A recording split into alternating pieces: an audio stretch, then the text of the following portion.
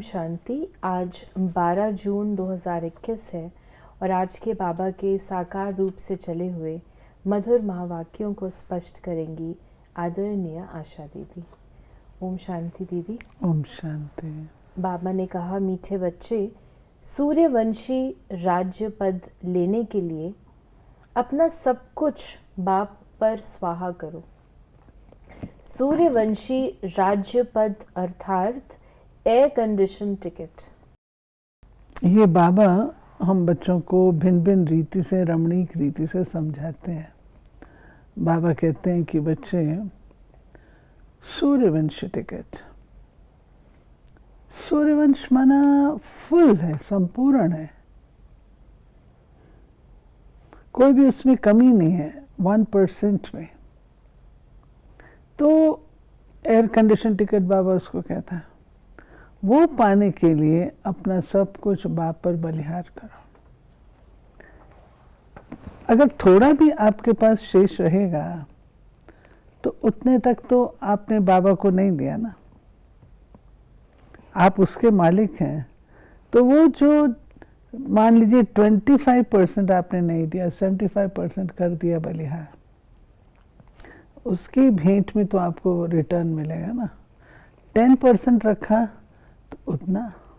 तो इसलिए बाबा कहते हैं अगर फुल करना है तो फुल्ली ट्रांसफॉर्मेशन करना है, पूरा पूरा ट्रांसफॉर्म करना है, आपको सब कुछ ट्रांसफर करना है, तब आप सूर्यवंशी। आज सूर्य की किरणें पूरी होती हैं, कम ज़्यादा नहीं होती, तो फुल।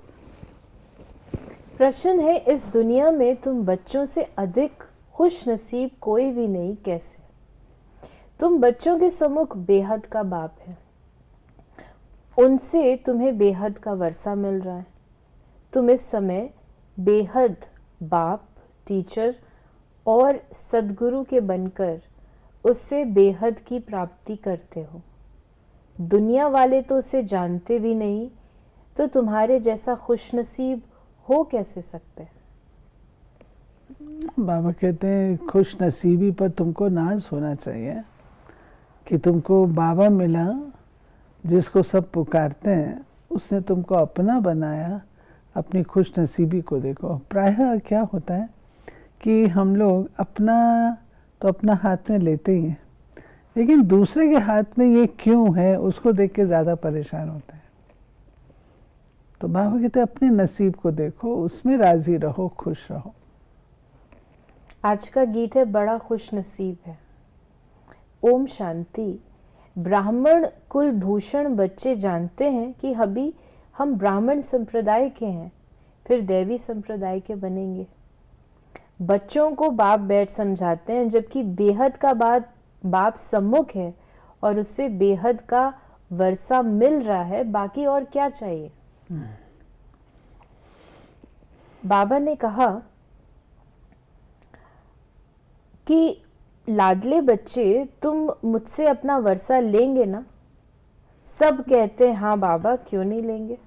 तो बाबा ये बात कह रहे हैं कि जब बेहद का पिता तुम्हारे सम्मुख है, बेहद का पिता, और तुम बेहद के पिता के बच्चे बने, ऐसे पिता के बच्चे हो, तो वर्षा भी तो पूरा लेना चाहिए ना। जब आप पूछते हैं बच्चे कौन लेगा पूरा वर्षा, तो हम सबके हाथ ऊपर होते हैं, और अगले मिनट में देखो तो नीचे भी आ जाते हैं। वो स्थिरता और दृढ़ता वो चाहिए। तो बाबा ने कहा कि सब कहते हैं हाँ बाबा, क्यों नहीं लेंगे। अच्छा, चंद्रवंशी रामपद पाने में राजी होंगे? तुमको क्या चाहिए? बाप सौगात ले आए हैं। तुम सूर्यवंशी लक्ष्मी को वरेंगी या चंद्रवंशी सीता को? तुम अपनी शक्ल तो देखो। बाबा कहते हैं तुम अपनी काबिलियत देखो कि तुम ऐसे काबिल हो। यानी हाथ तो उठा देते, लेकिन बाबा ने आज का अपनी शक्ल देखो। तो बाबा ने कहा कि सतयुग पूरी राजधानी एयर कंडीशन समझो। एयर कंडीशन से ऊंच तो कुछ नहीं होता, फिर है फर्स्ट क्लास। तो अब आप कहते हैं तुम एयर कंडीशन का सूर्यवंशी राज्य लेंगे व चंद्रवंशी फर्स्ट क्लास का। उससे कम तो फिर सेकंड क्लास में नंबरवार वारिस बनो, फिर तुम पीछे पीछे आकर राज पाएंगे। नहीं तो थर्ड क्लास प्रजा, फिर उनमें भी टिकट रिजर्व होती है। First class reserve, second class reserve, number वार दर्जे होते हैं। बाकी सुख तो वहां है, अलग अलग कंपार्टमेंट्स तो है ना। फिर बाबा ने कहा कि भारत नंबर 1 तीर्थ स्थान है, परंतु ड्रामा अनुसार एक बाप को भूलने से सृष्टि की हालत कैसी हो गई है। इसलिए शिव बाबा फिर से आते हैं, निमित्त तो कोई बनते हैं ना। फिर बाबा ने बताया कि सत्युग की आयु लाखों वर्ष तो है नहीं, तो घोर अंधियारा है। गीता का उपदेश कितने आकर सुनते हैं, परंतु न पढ़ाने वाले न पढ़ने वाले कुछ समझते हैं। बाप कितना सहज कर समझाते हैं, सिर्फ बाप को याद करो। बाबा कितनी पढ़ाई सहज है, पढ़ाने वाला सर्वोत्तम है, और उसे प्राप्ति कितनी है, तो पढ़ने में तुमको क्या तकलीफ है। बाबा ने कहा कि वास्तव में जो बाबा ने अलंकार की बात कही, वो बाबा ने कहा है ब्राह्मणों के अलंकार, परंतु ब्राह्मणों को कैसे देवें। आज ब्राह्मण है, कल शूद्र बन पड़ते हैं, ब्रह्मा कुमारी शूद्र कुमार बन पड़ते हैं। माया देरी नहीं करती।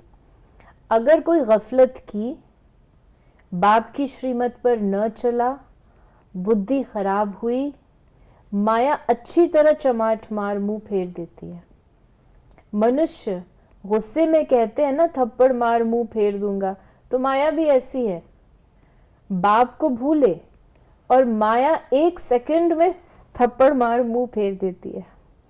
तो बाबा कह रहे हैं कि ये जो अलंकार, ये अलंकार दिखाए गए हैं विष्णु जी को, हमारे संपूर्ण स्वरूप को, मतलब वास्तव में ये अलंकार हमारे हैं। क्योंकि सुदर्शन चक्र यहाँ चलाना है, सत्युग में तो ज़रूरत नहीं है। कमल का फूल यहाँ चाहिए, शंख भी यहाँ चाहिए, गदा भी यहाँ चाहिए, युद्ध करने के लिए माया के साथ ज्ञान की गदा। लेकिन ब्राह्मणों को दिखाएं कैसे। ब्राह्मणों की कंडीशन बाबा ने बताई, क्या हालत है। माया से मार खाते रहते हैं, माया मुंह फेर देती है। इसलिए जो विजयी बच्चे हैं उसकी निशानी विष्णु जी है, उनके हाथ में अलंकार दिखाते हैं। तो बाबा ने कहा कि देखती है कहाँ गफलत में है तो झट थप्पड़ लगा देती है। बाप समझाते हैं मैं भी ड्रामा के वश हूं, ऐसे नहीं ड्रामा के बगैर कुछ कर सकता हूं। नहीं, बच्चे बीमार पड़ते हैं, ऐसे नहीं मैं ठीक कर दूंगा, ऑपरेशन करने से छुड़ा दूंगा। नहीं, कर्म भोग तो सबको भोगना ही है। तुम्हारे ऊपर तो बोझा बहुत है, क्योंकि तुम सबसे पुराने हो। ये उस समय की मुरली है जब मम्मा बीमार है। तो बाबा कहते हैं हर आत्मा को अपना अपना क्लियर करना है। मम्मा की आत्मा इतनी पुरानी, तो बाबा कहते हैं हर आत्मा को अपना हिसाब किताब स्वयं चुकता करना है। ऐसा नहीं कि मैं ऑपरेशन से छुड़ा दूं, ये कर दूं, नहीं। और क्योंकि पुराने हैं तो बोझ ज्यादा है। अब बाप कहते हैं अशरीरी भव, ऐसे नहीं कि प्राणायाम आदि चढ़ाना, नहीं, समझना है मैं आत्मा अविनाशी हूं। फिर बाबा ने कहा, बाबा ने आज एग्जाम्पल दिया है, भक्ति मार्ग वालों को ज्ञान का पता ही नहीं। कोई ने शराब पिया ही नहीं तो टेस्ट का क्या पता। ज्ञान भी जब लेवे तब पता पड़े।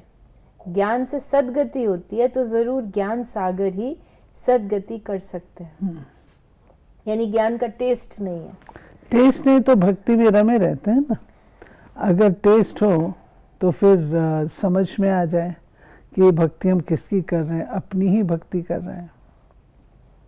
बाबा ने कहा कि सतयुग में कैसा होगा, वहां पर नंबर 1 फर्नीचर, वैभव आदि होंगे। कभी तो मक्खी नहीं देखेंगे, कोई मच्छर आदि घुस न सके। स्वर्ग में कोई की ताकत नहीं जो आ सके, गंध करने वाली कोई चीज नहीं होती, नेचुरल फूलों आदि की खुशबू रहती है। तुमको सूक्ष्म वतन में बाबा शुभी रस पिलाते हैं। अब सूक्ष्म वतन में कुछ भी है नहीं, ये सब साक्षात्कार है। सूक्ष्म वतन में थोड़ी बगीचा रखा है, ये सब है साक्षात्कार। यहाँ बैठे हुए तुम साक्षात्कार करते हो। बाबा कहते यहाँ बैठे हुए तुम साक्षात्कार करते हो सूक्ष्म वतन का। सूक्ष्म वतन में बाबा शुभी रस पिलाते हैं और सत्युग का दृश्य बाबा ने खींचा। वहाँ पर कोई भी बेकायदे काम नहीं होता है। मक्खी मच्छर का कोई मतलब नहीं है वहाँ में, मक्खी मच्छर होंगे ही नहीं वहाँ। वास्तव में बाबा ने कहा सर्व पर दया करने वाला बाप है।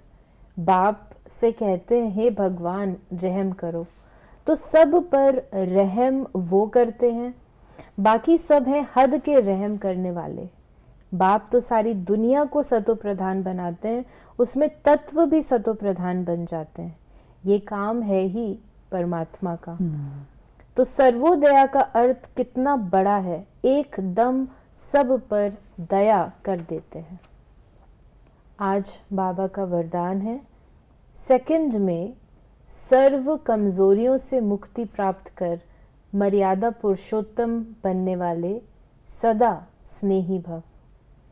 जैसे स्नेही स्नेह में आकर अपना सब कुछ न्यौछावर व अर्पण कर देते हैं, स्नेही को कुछ भी समर्पण करने के लिए सोचना नहीं पड़ता। तो जो भी मर्यादाएं व नियम सुनते हो तो उन्हें प्रैक्टिकल में लाने अथवा सर्व कमजोरियों से मुक्ति प्राप्त करने की सहज युक्ति है, सदा एक बाप के स्नेही बनो। जिसके स्नेही हो, निरंतर उसके संग में रहो तो रूहानियत का रंग लग जाएगा और एक सेकंड में मर्यादा पुरुषोत्तम बन जाएंगे, क्योंकि स्नेही को बाप का सहयोग स्वतः मिल जाता है। स्नेह ऐसी चीज है जो कुछ भी संभव करा लेता है। अगर आपका स्नेह है तो आप अपनी कमजोरी को भी कुर्बान कर देते हैं। स्नेह है तो आप अपने पुरुषार्थ को तीव्र कर ले। स्नेह है तो याद अच्छी है। तो स्नेह एक बहुत बड़ी चीज़ है। अगर बाबा से स्नेह है तो फिर आप एयर कंडीशन की नंबर 1 टिकट ले सकते हैं। स्लोगन है, निश्चय का फाउंडेशन मजबूत है तो संपूर्णता तक पहुंचना निश्चित है। राइट। तो ये थे बाबा के आज के महावाक्यों का स्पष्टीकरण। यदि आपके मन में कोई सवाल है तो आप SMS करें या WhatsApp करें 8826599309 पर, और हम आपके प्रश्नों का उत्तर प्रश्नोत्तरी कार्यक्रम में देने का प्रयास अवश्य करेंगे। ओम शांति।